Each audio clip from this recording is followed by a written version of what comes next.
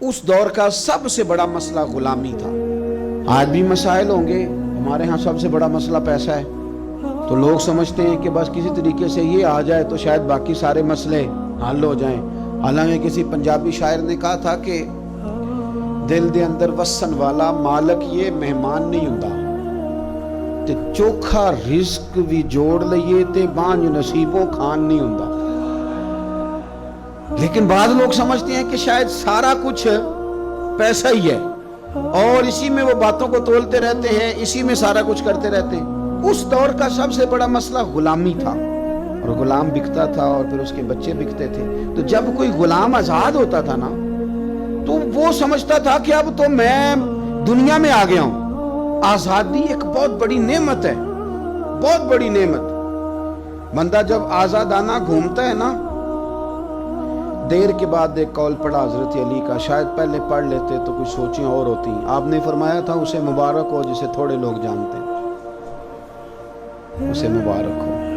एक वक्त ऐसा आता है कि इंसान तो अपनी मर्जी से अपने दोस्तों के पास भी नहीं बैठ पाता, वो तो अपनी मर्जी से घूम फिर भी नहीं सकता, ऐसे हालात उस पर आते हैं।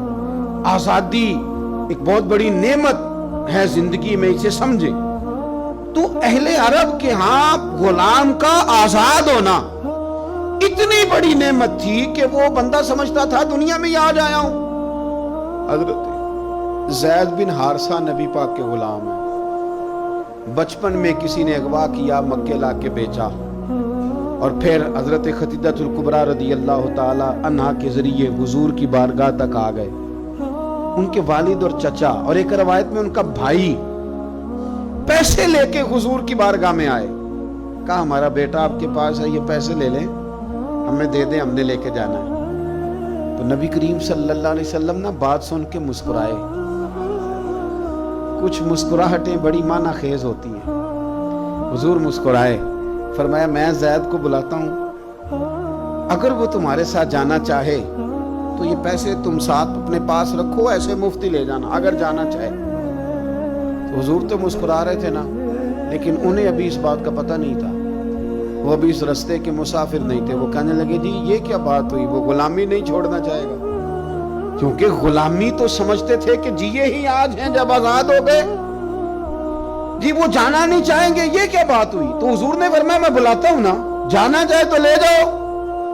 अल्लाह के रसूल सल्लल्लाहु ताला अलैहि वसल्लम ने बुलाया, जनाब ज़ैद बिन हारिसा आए, फरमाया वालिद और चचा आए हैं। यहाँ एक रवायत में तुम्हारे भाई आए हैं, दौड़ के गए, बड़े जमाने से मिले हुए थे, बड़ा रोए, बड़ा प्यार, बड़ी बातें, बेटा तेरी माँ याद करती है, तेरी बहनें बुलाती हैं। तैयारी हो गई। अब जब थोड़ा संभले ना, तो हुजूर ने धीमे लहजे में कहा ज़ैद ये तुम्हें लेने आए हैं, अगर तुम जाना चाहो तो मेरी तरफ से पाबंदी कोई नहीं। कौन नहीं घर जाना चाहता, कौन नहीं आराम करना चाहता। 2-3 दिन बंदा बाहर रहे ना, तो वो घर लौट के आए तो उसका दिल करता है कि आज नींद सुकून की आएगी। हम घूमते हैं पाकिस्तान में तो लोग कहते हैं रात रह जाओ, ज्यादा इसरार करें तो फिर मैं कहता हूँ यार अपने बेड पे ही नींद आती है, तुम्हें क्या बताएं। घर कौन नहीं जाना चाहता, अपने बहन भाइयों से कौन नहीं मिलना चाहता। करार ही सारा वहां है, सुकून और राहत ही वहां है। उसकी तो ख्वाब कभी आ जाए बंदे को अपने घर की, तो वो ख्वाब बड़ी तसल्ली दे जाती है। तो हजरत ज़ैद से हुजूर ने फरमाया जाना चाहो तो चचा का तो ख्याल था ना कि ये दौड़ लगा देगा, ये भाग जाएगा। घर करीब आता है तो हुजूर भी सवारियां, मदीना करीब आता तो तेज कर दिया करते थे, तो ये तो दौड़ेगा। लेकिन जब कहा ना जाना चाहो तो चले जाओ, तो हजरत ज़ैद दूर खड़े थे, दौड़ के आके हुजूर के पैरों में बैठ गए। कहने लगे सोने अम्मा बड़ा प्यार करती है, बहनें इंतजार कर रही हैं, पर आपको छोड़ के कौन जाए। हुजूर आपको छोड़ के चला जाऊं, यानी आपको छोड़ के। बोले बरेली के इमाम, कहने लगे तेरे कदमों में जो है गैर का मुंह क्या देखें, तेरे कदमों में जो है, तेरे कदमों में जो है, तेरे कदमों में जो है वो गैर का मुंह क्या देखें।